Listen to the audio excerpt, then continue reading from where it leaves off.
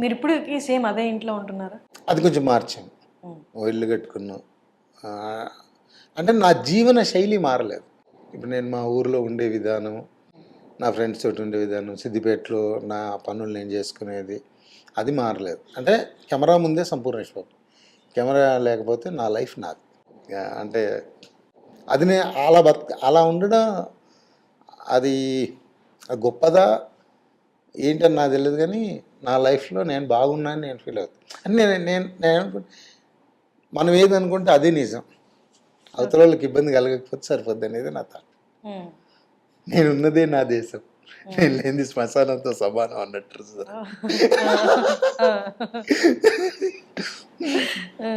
Director అన్నారు కదా, work shop అయిన తర్వాత ఏందన్నా వర్క్ షాప్ ఉంటుంది.